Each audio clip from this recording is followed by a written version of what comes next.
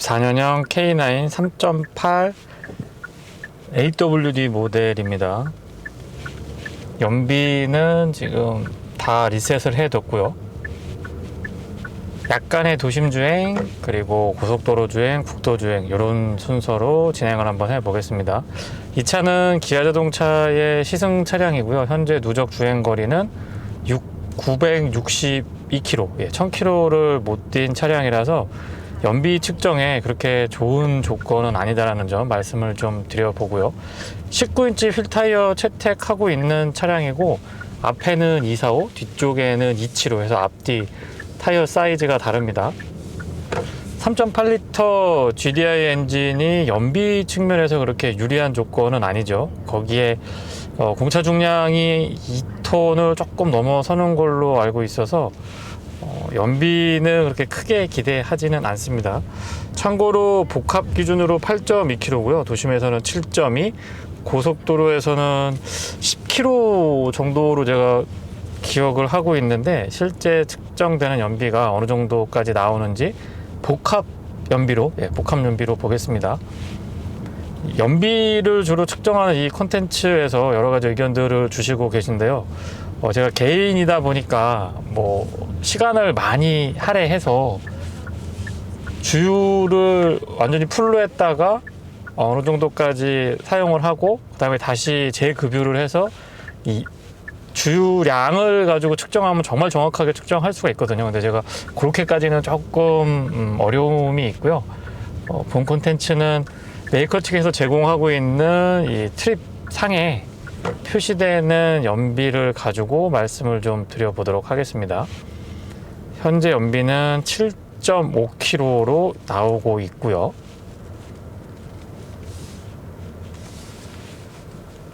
K9은 이 가성비, 이게 가성비를 얘기해도 될지 모르겠습니다만, 어쨌거나 가성비 측면에서 보면 이 플래그십 중에서는 매우 우수한 편이라고 생각을 합니다. 8천만 원대 정도면은 웬만한 옵션을 다 추가할 수가 있고요. 뒤쪽에 마사지 시트랑 전동 시트까지도 통풍하고 열선 기본 들어가고요. 그래서 이 가성비 측면에서는 정말 독보적인 차량이다라고 말씀을 드리고 싶고요. 굳이 국산 차량 비교를 하자면 제네시스 G80과 G90 딱 그 중간을 정조준하고 있다고 생각을 하거든요. 물론 차량 덩치나 이런 사이즈 같은 것들을 보면은 G90에 가깝고요. 또 가격을 보면 G80에 가깝기 때문에 가격으로 비교하기도 조금 애매하고, 그렇다고 또 덩치로만 보기에도 조금 애매해서 복합적으로 고려해봤을 때 그 중간 정도를 조준하고 있는 차량이 아닌가 싶은 생각이 듭니다. 컨텐츠 중간에 제가 편집은 별도로 안 할 거고요. 이렇게 신호대기가 있을 때 설명을 하지 않으면 잠깐 영상을 끊었다가 이어 붙이는 그런 형태로 컨텐츠는 구성이 됩니다. 아이들링 시의 V6 3.8L GDI 엔진은 터보 엔진에 비해서는 조금 거친 느낌이 덜하지만, 그렇다고 완전히 나긋나긋한 그런 느낌은 아닙니다. 직분사 엔진 특유의 약간의 잔진동 같은 그런 특성 같은 것들이 있거든요. 근데 그거는 단점으로 지적하기는 조금 애매하고요. 구조적인 특성 정도로 이해를 좀 해주시면 어떨까 싶은 생각이 들고요. 클러스터 크기, 그리고 14인치가 넘는 걸로 제가 기억을 하고 있는데, 큼직한 메인 디스플레이 덕분에 굳이 연결되어 있는 이 파노라믹 커브드 디스플레이가 적용이 안 돼 있다고 하더라도 디스플레이를 인지하거나 또 실내에 탔을 때의 이 어떤 느낌? 인테리어적인 측면에서도 그렇게 부족하다라는 느낌은 들고 있지 않습니다. 제가 이렇게 분리된 형태의 클러스터랑 메인 디스플레이를 선호하기 때문에 그렇게 말씀을 좀 드리는 것 같고요. 현재 1.7km 주행을 했고요. 연비는 리터당 6.1km로 확인이 되고 있습니다. 이 시트가 참 편안한데요. 에르고 모션 시트, 운전석하고 조석에 적용이 됐고, 조석도 마사지 기능이 있습니다. 그래서 그런 부분들은 기아자동차가 옵션 구성에서 굉장히 좀 메리트를 이 소비자한테 제공을 해주고 있는 것 같아서 저는 긍정적으로 보고 있고요. 방향 지시등을 켜면 이 후측방 모니터링 기능이 있는데, 이거 정말 좋습니다. 보통 최근에 나온 신기술 아니면 좀 굉장히 최첨단의 어떤 옵션 같은 것들은 메뉴 선택이 복잡하다거나 조건이 좀 까다롭다거나 이렇게 작동되는 경우가 왕왕 있거든요.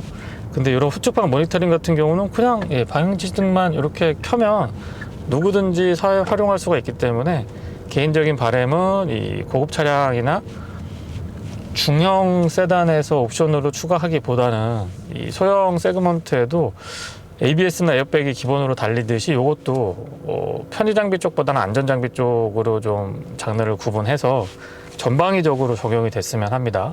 현재 거리는 2.1km, 연비는 6.2km고요. 프리뷰 전자제어 서스펜션이 채택돼 있죠.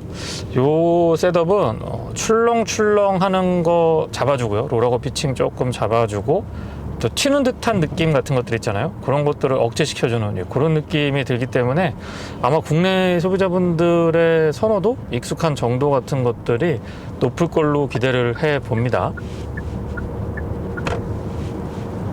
급차선 변경 같은 거 했을 때도 이 자세 제어가 좀 세련됐다라는 느낌 들고요. 전자식 사륜구동이 워낙에 그립 확보가 좋기 때문에 주행의 안정감 같은 경우는 상당 수준에 올라와 있다고 좀 말씀을 드려보고 싶네요. 제가 계속 설명드리진 않고 중간중간에 이 ASMR식으로 차량의 특성 같은 것들도 좀 느껴보실 수 있게 그렇게 진행을 하겠습니다.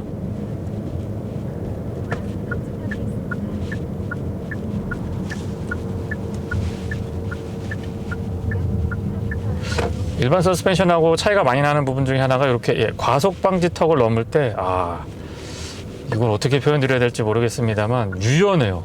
쫀쫀하면서도 좀 부들부들하고 이런 느낌을 구현을 하면서도 유연하게 이렇게 반응을 해주니까 차 안에 타 있는 운전자나 이 승객 입장에서는 참 편안함을 느낄 수가 있는 것 같아요. 그러면서 좀 뭐라 그럴까요? 고급진 승차감?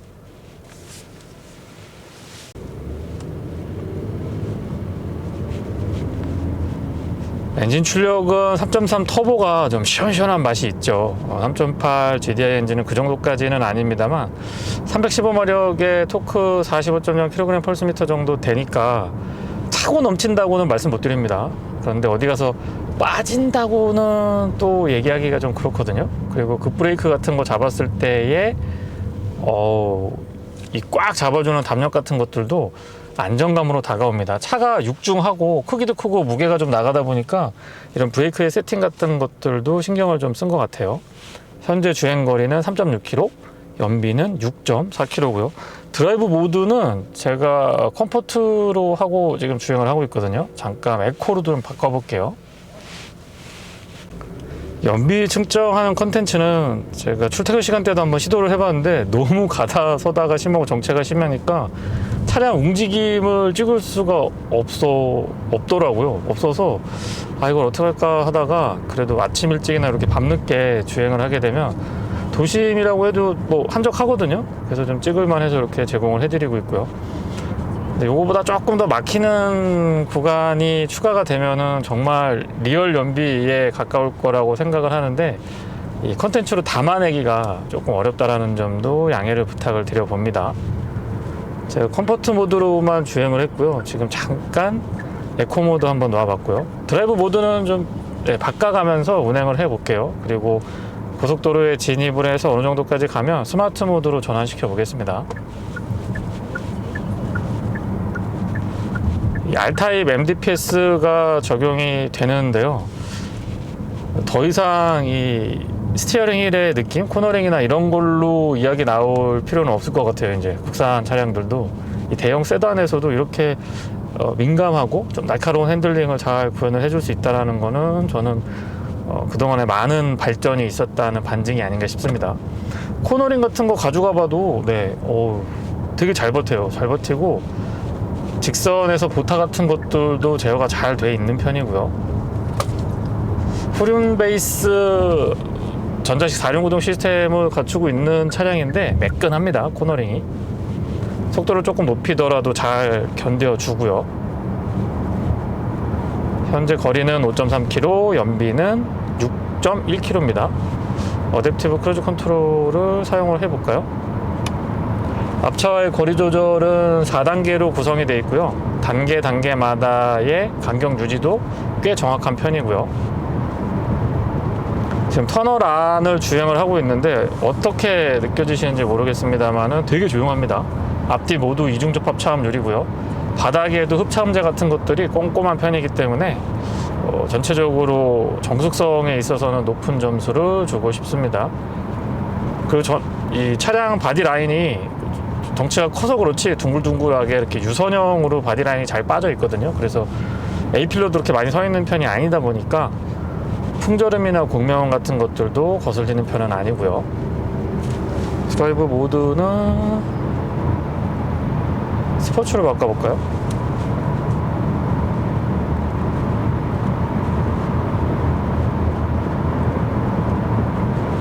이 국산차들이 약점일 수도 있는데요. 드라이브 모드가 지금 뭐 여러 개 있거든요. 컴포트, 스포츠, 에코, 커스텀, 스마트 이렇게 5가지나 있는데 모드 간의 편차 이렇게 극명하진 않았습니다.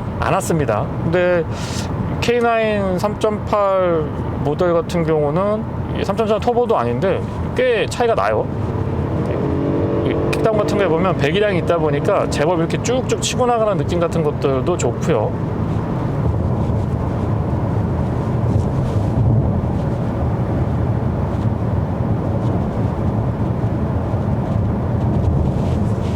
현대기아차의 또 장점 중에 하나가 이 내비게이션인데요. 기본 맵 자체 구성이 좋습니다.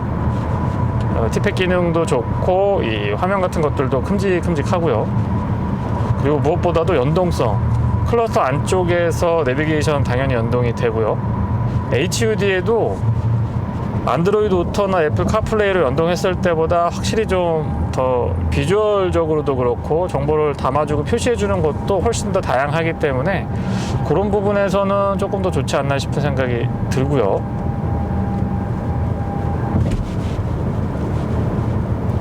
HD2가 장착이 되어 있어서 방향 지시등만으로 차선 변경이 가능합니다. 이렇게 가능하거든요.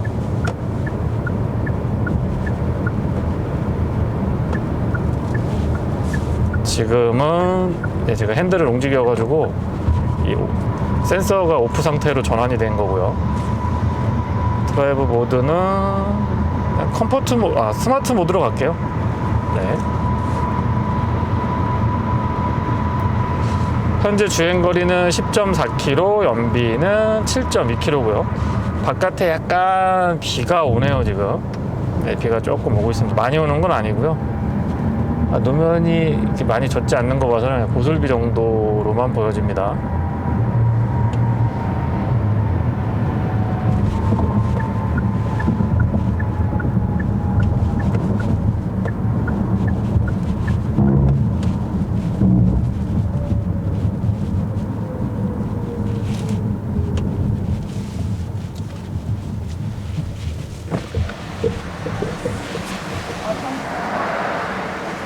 네. 이용해 주셔서 감사합니다. 수고하세요. 고속도로에서 복합 연비가 10km인데요. 실제 에코모드에서 조금 더 신경을 쓰면 12km대 초반까지도 나오기는 했습니다.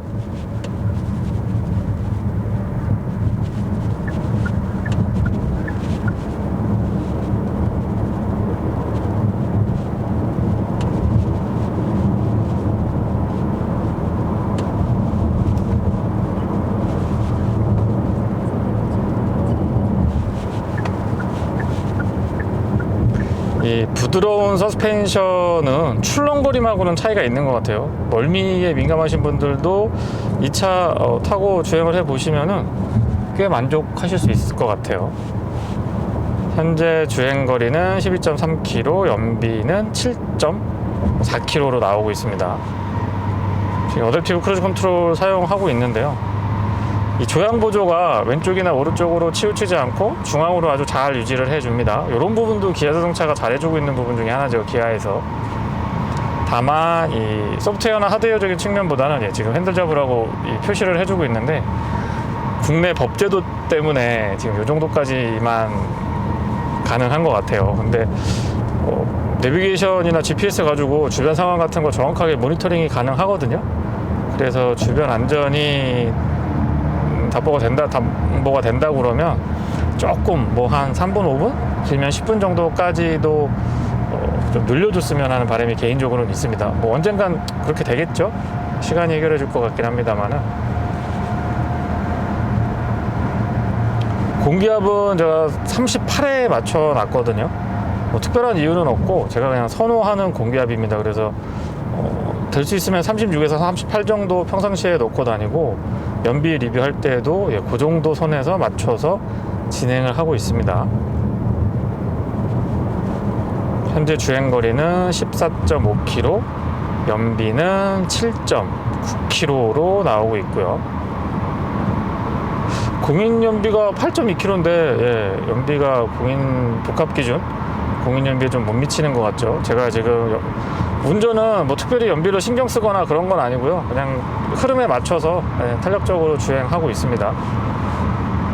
고속도로이기 때문에 앞차와의 거리는 조금 제가 여유 있게 두고 다니는 편이고요. 아, 저거 터널 아닌데 저렇게 실선에서 차선 바꾸시면 곤란한데. 또 바꾸는데요? 다른 건 모르겠는데 이 실선에서, 특히 터널한 실선에서 차선 변경하는 거는 정말 아닌 것 같아요. 이 컨텐츠 안에서 번호를 좀 공개해 드리려고 했더니 그거는 제가 놓쳤습니다. 코너링에서 되게 매끈합니다. 이 차 무게도 있고 덩치도 크고. 그런데 후륜구동 차량을 운행했을 때도 매끈한 느낌이 드는데, 이제 아무래도 후륜구동 차량은 그립이 제가 한계치까지 몰아붙여 봤을 때는 약간 제 기준에서는 컨트롤하기가 좀 어려웠거든요. 물론 이제 전자제어 장치들이 워낙에 적극적으로 빠릿빠릿하게 반응을 하니까 어느 정도 선까지는 컨트롤이 가능한데, 정말 그 날것의 느낌까지 차를 좀 몰아붙여 보면 그런 데서는 제가 제 운전 실력으로는 컨트롤하기가 조금 애매함이 있었고, 이 전자식 사륜구동이 장착되어 있는 이 차량은 컨트롤하기가 너무 좋더라고요. 현재 주행거리는 17.8km, 누적연비는 8.4km로 나옵니다.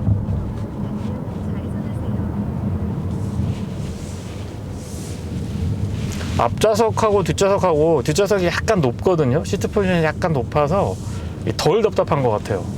그렇다고 뭐 헤드룸 공간에 여유가 부족하냐? 이 차가 헤드룸이 또 워낙 여유가 좀 좋다 보니까 그런 부분들도 없었습니다.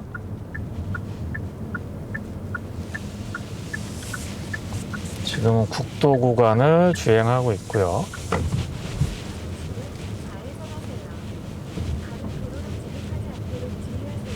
이 5m가 넘고 휠베이스 3m 넘는 차량들은 다른 데보다 도심 골목길, 구도심의 좁은 골목길이나 아니면 이렇게 국도 구간 길이 넓지 않은 데 오면은 신경이 현재 주행거리는 8.4km고요.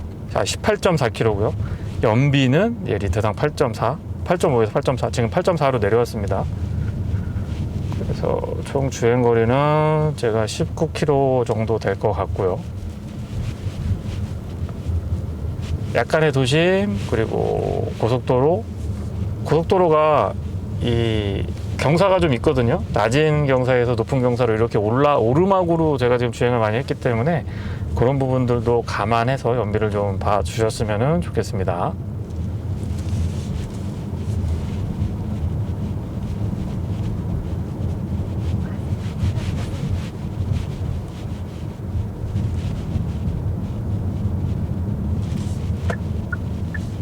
네, 주차하는 곳까지 왔고요.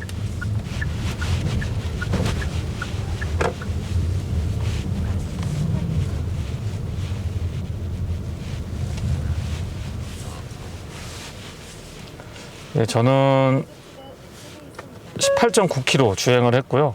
시간은 24분, 연비는 리터당 8.4km로 나왔습니다. 연비 리뷰는 여기까지입니다. 고맙습니다.